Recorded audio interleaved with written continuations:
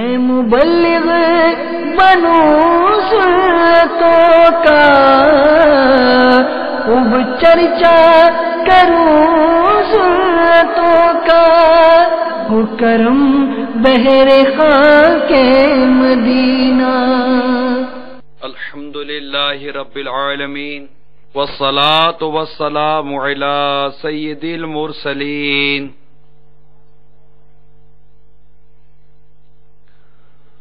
اما بعد فاعوذ باللہ من الشیطان الرجیم،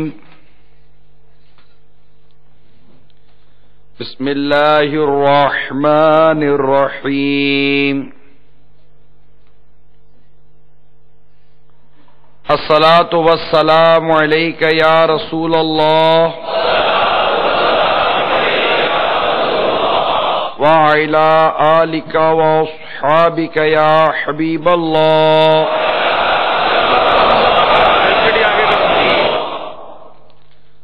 الصلاة والسلام عليك يا نبي الله وعلى آلك وأصحابك يا نور الله۔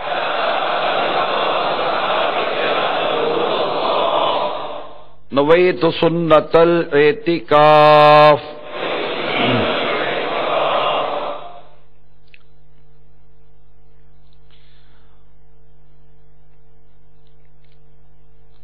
حضرت سیدنا ابو ہریرہ رضی اللہ تعالی عنہ سے مروی ہے کہ سرکار مدینہ صلی اللہ تعالی علیہ وآلہ وسلم کا فرمان عظمت نشان ہے،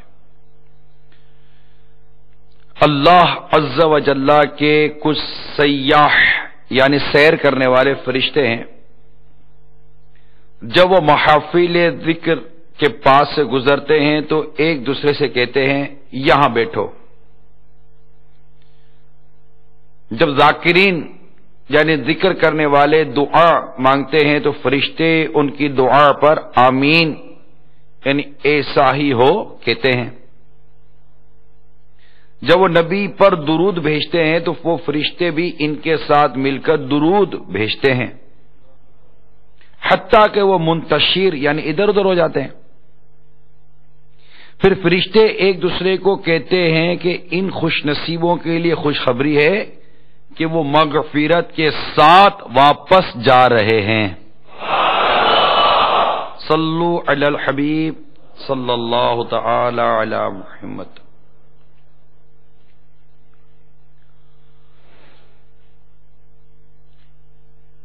آئیے کچھ اچھی اچھی نیتیں کر لیتے ہیں کہ مسلمان کی نیت اس کے عمل سے بہتر ہے، اور اچھی نیت انسان کو جنت میں داخل کرے گی۔ اللہ عز و جل کی رضا پانے اور ثواب کمانے کے لیے اچھی اچھی نیتیں کرتا ہوں۔ موبائل فون بند رکھوں گا، کون کون نیت کرتا ہے؟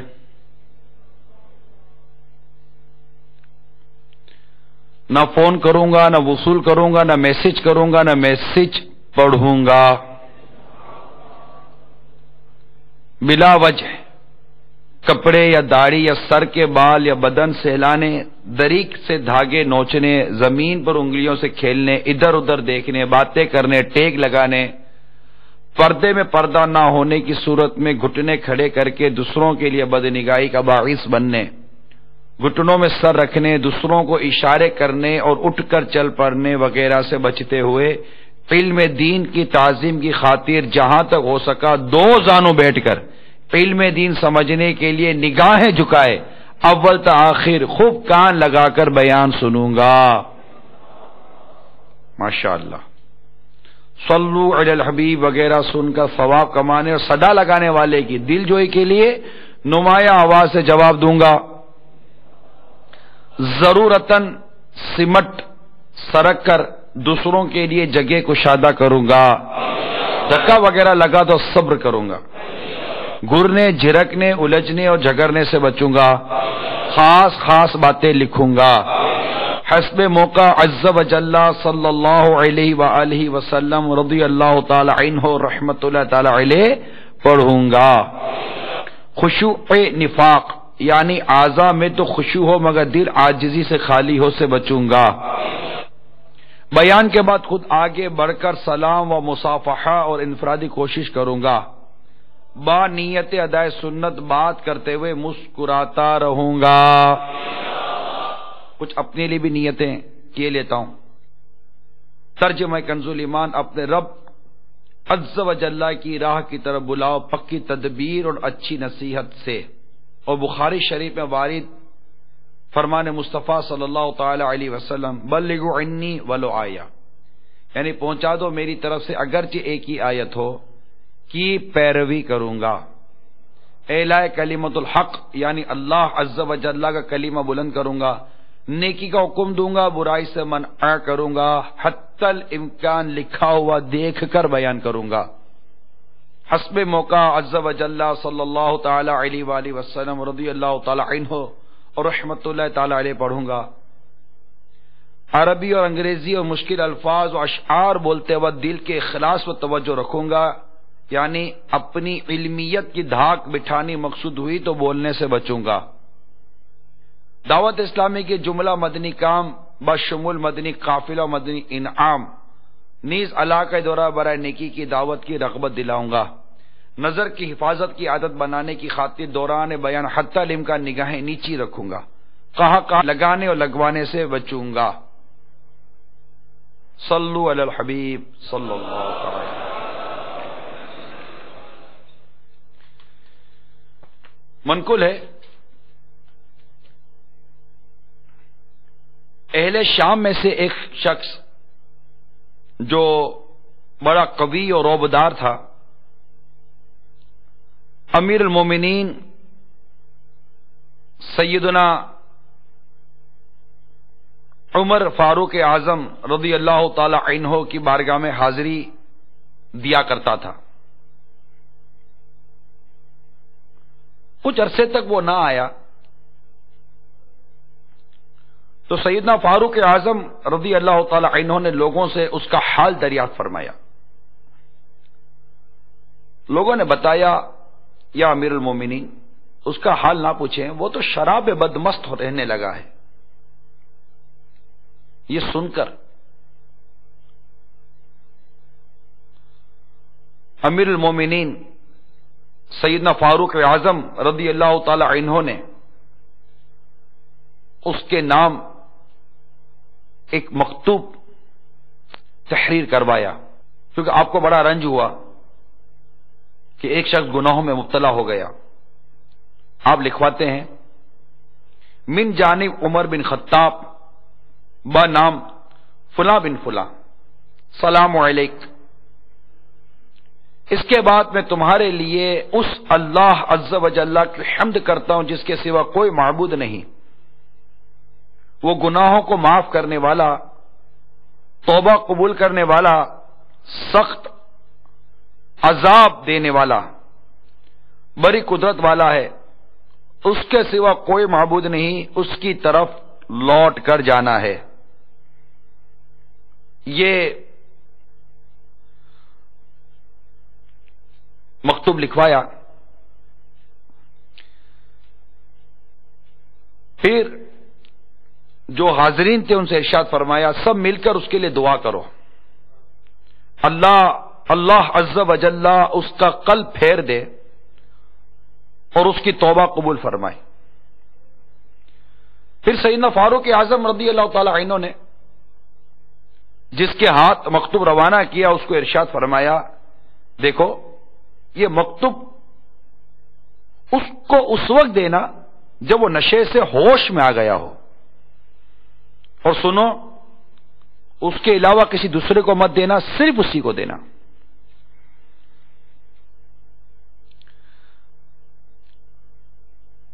سیدنا فاروق اعظم رضی اللہ تعالی عنہ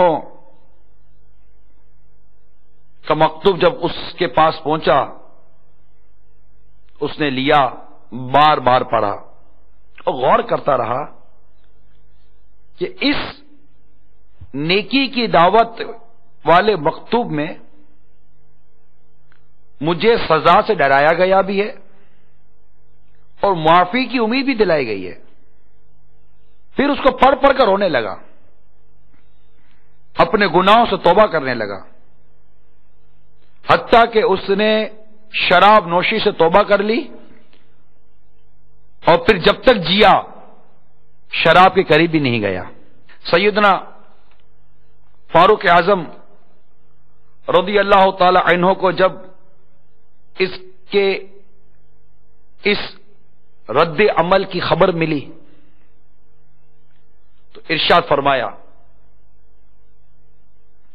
ایسے معاملات میں تم سب کو بھی یوں ہی کرنا چاہیے۔ مبلغ کو کیسا ہونا چاہیے؟ فاروق اعظم فرما رہے ہیں رضی اللہ تعالی عنہ کہ ایسے معاملات میں تمہیں بھی ایسا ہی کرنا چاہیے۔ جب کوئی لغزش میں مبتلا ہو تو اس کو راہ راست پر لانے کے لیے بھرپور کوشش کرو، اس کو اللہ کی رحمت کا بھروسہ دلاؤ، اللہ تبارک و تعالیٰ کے غضب سے اس کو ڈراؤ، پھر بارگاہ الہی عز و جل میں دعا کرو کہ وہ توبہ کر لے، اور تم اس کے مقابلے پر شیطان کے مددگار نہ بنو، یعنی اس کو برا بھلا کہہ کر یا غصہ دلا کر اور دین سے دور کر دو گے تو یہ شیطان کی مدد ہوگی۔ صلو علی الحبیب صلی اللہ تعالی علی محمد، توبوا الی اللہ، صلو علی الحبیب صلی اللہ تعالی علی محمد۔ میٹھے میٹھے اور پیارے پیارے اسلامی بھائیوں اور مدنی چینل کے ناظرین، ہمارا آج کا موضوع مبلغ کو کیسا ہونا چاہیے۔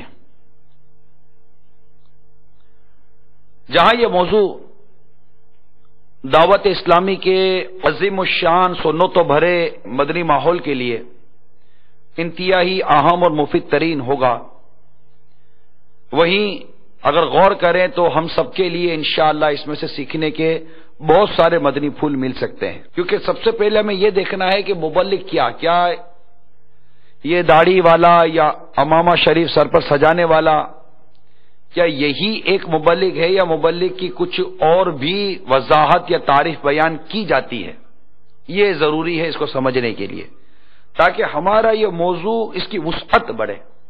ورنہ ایک دیکھنے والا کہے گا کہ اچھا یہ تو مبلغین کے لیے، تو یہ تو جو علاقوں میں جو نیکی کی دعوت دیتے ہیں تو انہی کے لیے، مگر ایسا نہیں ہے۔ اس کے سمجھنے کی ہم سب کو حاجت ہے۔ دیکھیے کہ پیارے آقا صلی اللہ تعالی علیہ وآلہ وسلم کا فرمان عالی شان ہے، بخاری شریف کی حدیث، بلغوا عنی ولو آیا، یعنی میری طرف سے پہنچا دو اگرچہ ایک ہی آیت ہو۔ یاد رکھیے میٹھے اور پیارے اسلامی بھائیوں، ہر مسلمان اپنی اپنی جگہ مبلغ ہے، خواہ وہ کسی بھی شعبے سے تعلق رکھے، یعنی وہ عالم ہو یا متعلم یعنی طالب علم۔ یہ ضرور سمجھنے کی بات ہے تاکہ ہمارے ذہن وسیع ہو جائیں کہ مبلغ کو کیسا ہونا چاہیے، تو آخر کیا میں بھی نیکی کی دعوت دے سکتا ہوں، کیا میں بھی تبلیغ کر سکتا ہوں؟ تو یہ دائرہ کار مختصر نہیں ہے، محدود نہیں ہے، بڑا وسیع ہے۔ یہ سمجھانے کے لیے میں الحمدللہ امیر سنت کی تصنیف نیکی کی دعوت کے صفحہ نمبر 5 سے آپ کو بیان کر رہا ہوں کہ وہ عالم ہو یا متعلم، امام مسجد ہو یا مؤذن، پیر ہو یا مرید، تاجر ہو یا گاہک، سیٹ ہو یا ملازم، افسر ہو یا مزدور، حاکم ہو یا محکوم، الغرض جہاں جہاں وہ رہتا ہو، کام کاج کرتا ہو، رضا الہی عز و جل کے لیے اچھی اچھی نیتوں کے ساتھ اپنی صلاحیت کے مطابق اپنے گرد و پیش کے ماحول کو سنتوں کے سانچے میں ڈھالنے کے لیے کوشش کرنے والا رہے، نیکی کی دعوت کا مدنی کام جاری رکھے۔ یہ بات اپنے ذہن نشین کر لینے کی ہے۔ اللہ تبارک و تعالی نے قرآن پاک میں اس امت کی خصوصیت کچھ یوں بیان فرمائی ہے، پارہ 4 سورہ آل عمران کی آیت نمبر 110، کنتم خیر امۃ اخرجت للناس تأمرون بالمعروف وتنہون عن المنکر وتؤمنون باللہ۔ میرے آقا نعمت امام اہل سنت مجدد دین و ملت پروان شمع رسالت مولانا شاہ امام احمد رضا خان علیہ رحمت الرحمان اپنے شورۂ آفاق ترجمہ قرآن کنز الایمان میں اس کا ترجمہ کچھ یوں کرتے ہیں، تم بہتر ہو ان سب امتوں میں جو لوگوں میں ظاہر ہوئی، بھلائی کا حکم دیتے ہو، برائی سے منع کرتے ہو، اور اللہ پر ایمان رکھتے ہو۔ اب غور کیجئے میٹھو پیارے اسلامی بھائیوں، ہم کیسے خوش نصیب ہیں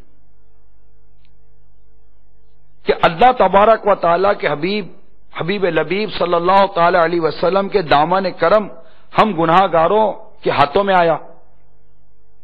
ہمارے آقا صلی اللہ تعالی علیہ وآلہ وسلم تمام انبیاء کرام علیہم الصلاۃ والسلام میں سب سے افضل و اعلیٰ ہیں، اور آپ کے صدقے میں آپ صلی اللہ تعالی علیہ وآلہ وسلم کی امت بھی تمام امم سابقہ یعنی پچھلی امتوں سے افضل ہے۔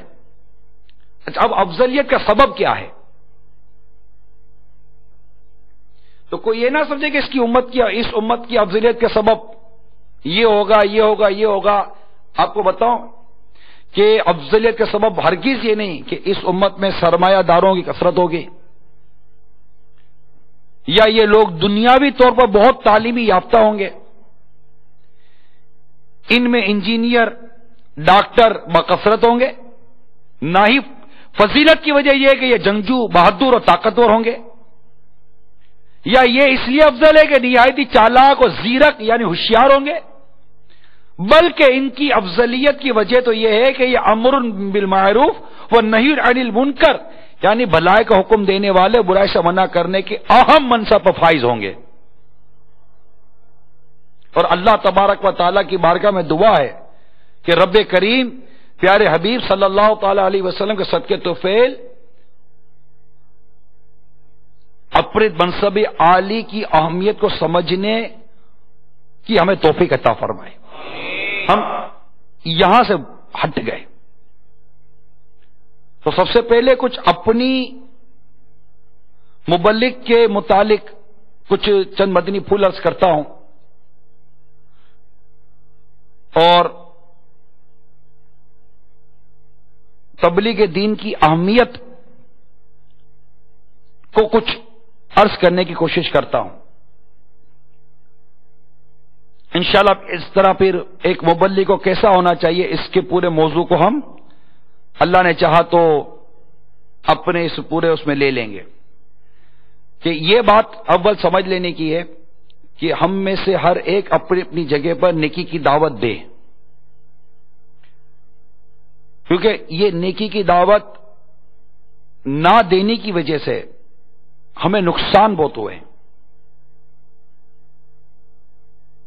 باپ اپنے منصب کے مطابق نیکی کی دعوت دے، گھر کا سربراہ اپنے منصب کے مطابق، جیسے کہ ابتداءً میں نے وضاحت کر دی، ہر کوئی اپنے اپنے گرد و پیش کے ماحول کو درست کرنے کے لیے نیکی کی دعوت تو دے نا۔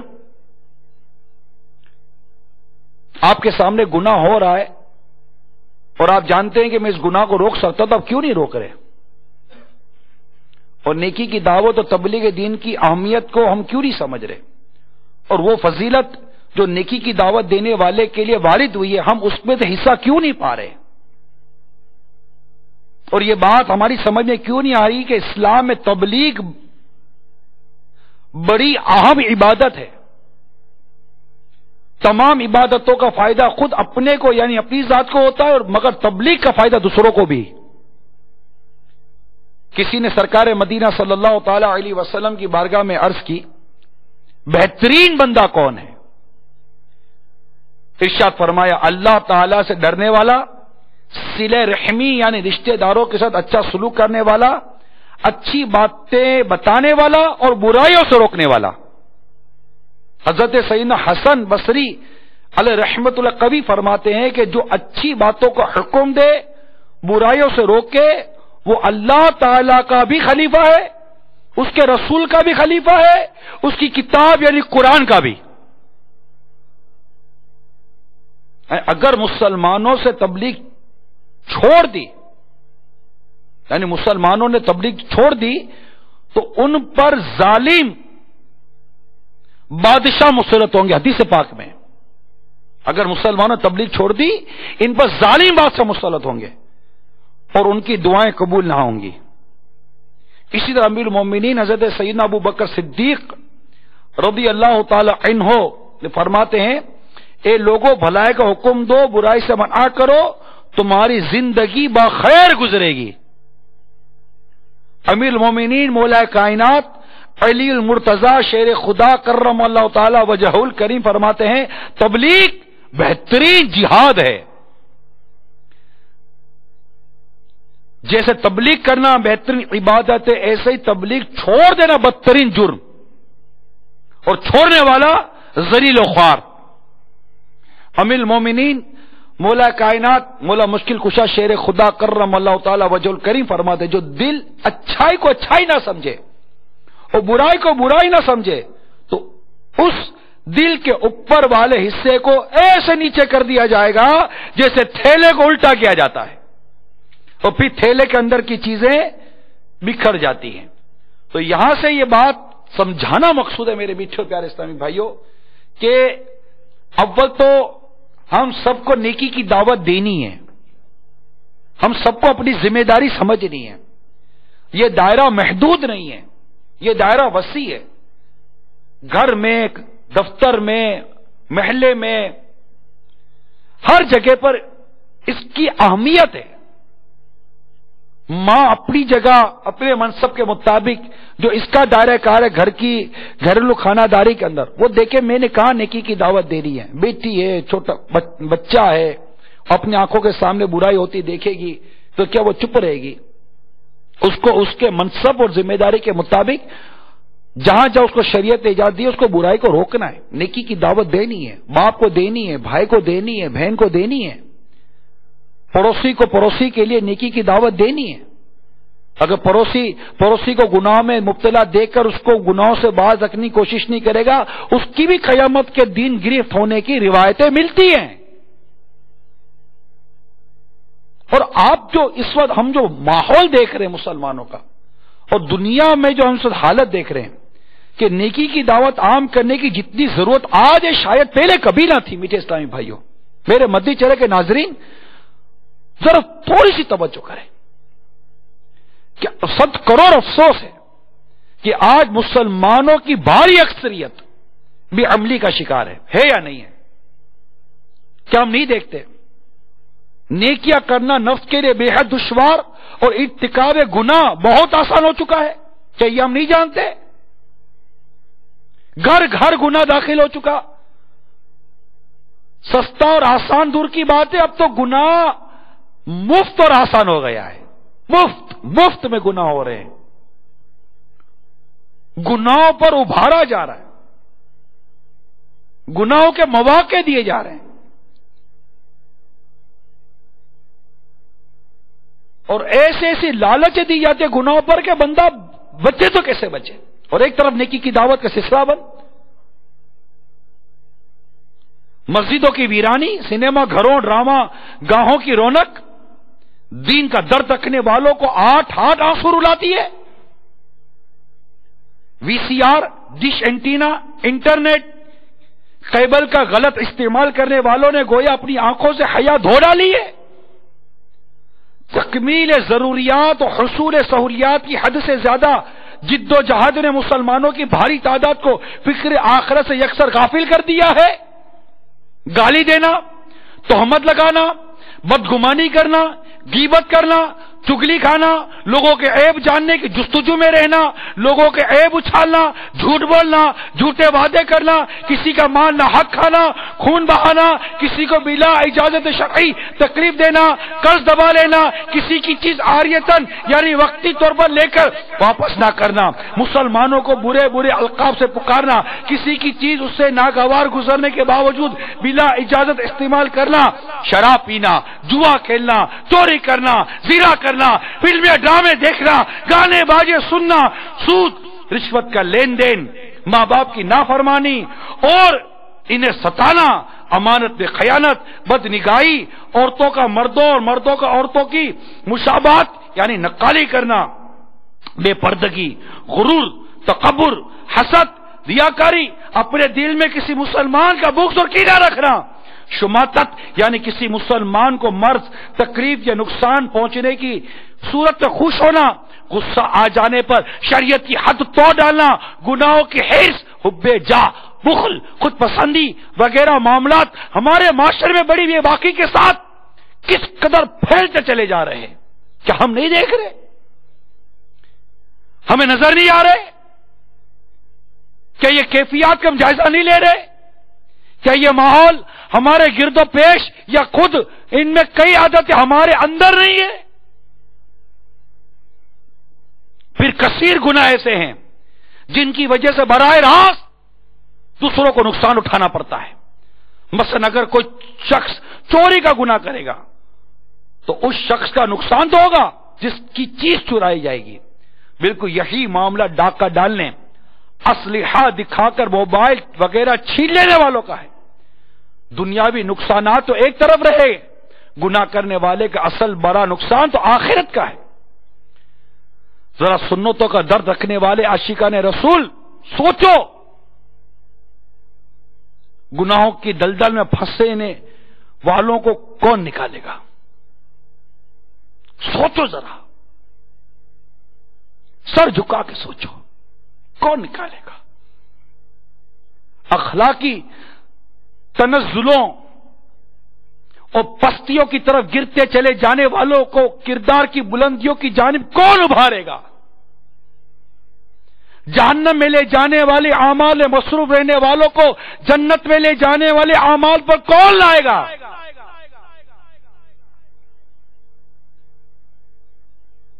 ذرا سوچیے، ان حالات کا کیسے جائزہ لیا جائے؟ کون آئے گا؟ یہ منصب اس امت کو نصیب ہوا ہے کہ وہ نیکی کی دعوت دے اور برائی سے منع کرے، مگر آج ہماری کیفیت دیکھیے، یہ حالات پیدا کی ہوتے ہیں۔ ہم نے نیکی کی دعوت دینی بند کی۔ کوئی شخص صحیح معنی میں مبلغ بننے کے لیے تیار نہیں ہے، اور اگر کرتا ہے تو اس کو کرنے کی وہ صلاحیت نہیں پاتا کہ جیسے کہ ہونی چاہیے۔ دنیا کے سارے کام سیکھتے ہیں ہم، جس کو کسٹمر ڈیلنگ کی پوسٹ چاہیے وہ کنزیومر ڈیلنگ کا فن سیکھتا ہے، کسٹمر ڈیلنگ کا فن سیکھتا ہے۔ دنیا کے سارے فنون، سارے ہنر سیکھے جا رہے ہیں اور سیکھتے چلے جا رہے لوگ۔ نہیں سیکھا جا رہا تو نیکی کی دعوت کا طریقہ نہیں سیکھا جا رہا۔ اب دینی ہو تو نا، دینے کا جذبہ کہاں سے لائیں ہم؟ وہ درد بھرا دل کہاں سے لاؤں جو مسجد کی ویرانی دیکھ کر روئے؟ وہ کلیجہ کہاں سے لاؤں جو مسجد کی ویرانی دیکھ کر میرے منہ کو آئے؟ دعوت اسلامی کی سنتوں کی تربیت کا ایک مدنی قافلہ باب الاسلام سندھ کے گاؤں پہنچا۔ مسجد پر تالا پڑا تھا۔ لوگوں نے ترکیب بنا کر جب مسجد کا دروازہ کھولا تو مدنی قافلے کے مسافر یہ دیکھ کر غمگین ہو گئے کہ طویل عرصے سے صفائی نہ کیے جانے کے سبب مسجد کے در و دیوار گرد و غبار سے اٹے پڑے ہیں اور ہر طرف مکڑیوں کے جالے ٹنے ہوئے ہیں۔ مدنی قافلوں کے استفسار یعنی پوچھنے پر بتایا گیا کہ کافی عرصہ ہوا یہاں کے مسلمانوں نے نماز پڑھنی چھوڑ دی ہے، جس کی بنا پر امام صاحب بھی جا چکے ہیں۔ اسی وجہ سے مسجد پر تالا لگا دیا گیا ہے۔ افسوس، مسجد بند کر دی گئی اور گاؤں میں ہر طرف گناہوں کی گرم بازاری تھی۔ اکثر دکانوں پر گانے باجے اور ٹی وی پر فلمیں دکھانے کا سلسلہ جاری تھا۔ یہ میں آپ کو کسی انگریزوں کے ملک کی بات بیان نہیں کر رہا، ہمارے اپنے ملک پاکستان کے شہر جس کو باب الاسلام کا ایک باب الاسلام صوبہ، اسلام کا دروازہ باب الاسلام، اس کے ذریعے اسلام داخل ہوا تھا ہمارے ملک کے اس طرف، محمد بن قاسم رحمت اللہ تعالی علیہ کے ذریعے۔ میں اس باب الاسلام کے گاؤں کا آپ کو واقعہ بیان کر رہا ہوں۔ جہاں مسجد ویران تھی. مسجد مرثیہ خواہ ہیں کہ نمازی نہ رہے، یعنی وہ صاحب اوصاف حجازی نہ رہے. یہ تو مسجد کا حال ہے. ایک اور حال سنیے. عاشقان رسول کا 30 روز کا مدنی قافلہ راہ خدا عز و جل میں سفر پر تھا.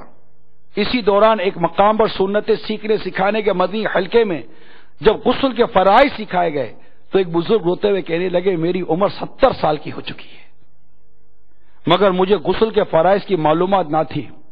آج مدنی قافلے کی برکت سے مجھے غسل کے فرائض سیکھنے کو ملے. افسوس مجھے تو یہ تک پتا نہ تھا کہ غسل میں فرائض بھی ہوتے ہیں. کل رات میں نے آپ کو ایک واقعہ بیان کیا کہ ایک اسلامی بھائی نے پرچی دی کہ ہمارے مدنی قافلے میں ایک 70 سال کے بزرگ تھے، بڑی عمر کے تھے، اور انہوں نے ہمیں بتایا کہ آج مدنی قافلے میں اپنی 70 سال کی عمر میں پہلی مرتبہ قرآن پاک کو دیکھ رہا ہوں. ایک خاصان رسول وقت دعا ہے، امت پہ تیری آنکھیں چپ وقت.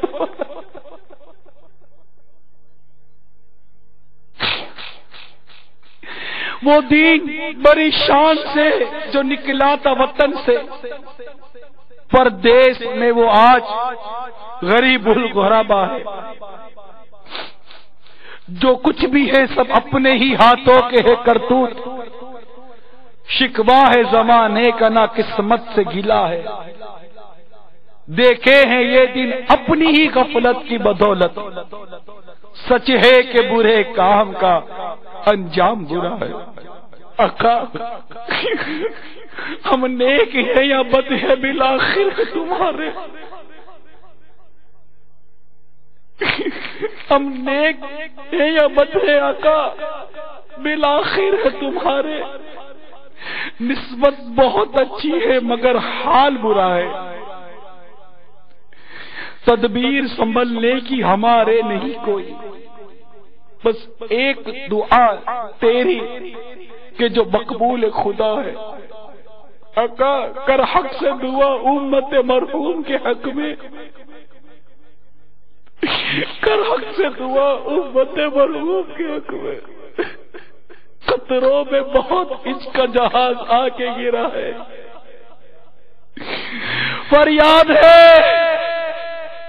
فریاد ہے ایک کشتی ہے امت کے نگہباں. آقا میں صدقے جاؤں دے آقا. فریاد ہے ایک کشتی ہے امت کے نگہباں، بیڑا یہ تباہی کے قریب آن لگا ہے.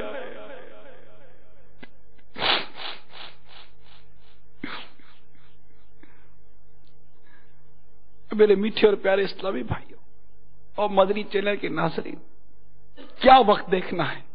ارے مسجدوں پر تالے پڑ گئے، مسجد ہماری ویران ہو گئی،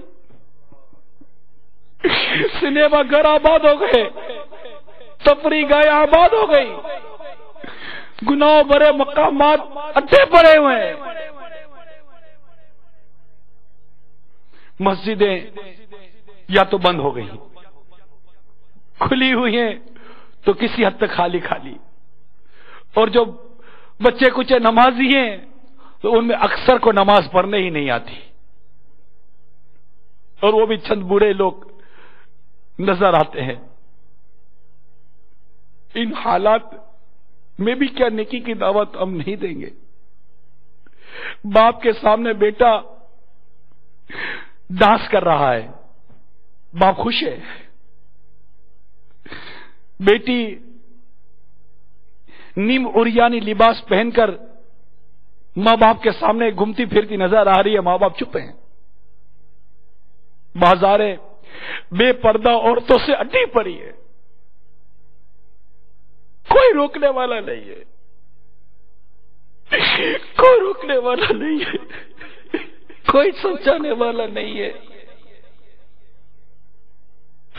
سود دن ب دن بڑھتا چلا جا رہا ہے، کوئی روکنے والا نہیں ہے. بدکاری بڑھتی چلی جا رہی ہے، کوئی روکنے والا نہیں نظر آ رہا. سب سمجھتے ہیں ہماری ذمہ داری نہیں ہے. روکنے والے جو بنے ہیں ان کے جذبے میں وہ گرمی نہیں ہے.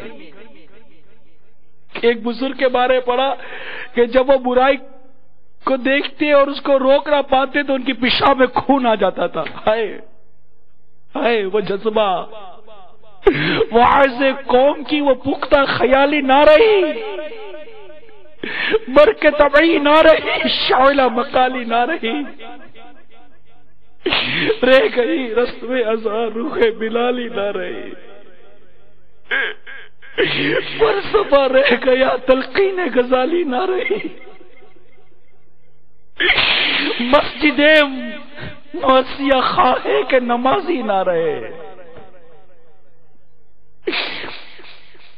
یعنی وہ صاحب اوصاف حجازی نہ رہے. میں مبلغ بنوں سنتوں کا، خوب چرچا کروں سنتوں کا، ہو کرم بہر خاک مدینہ.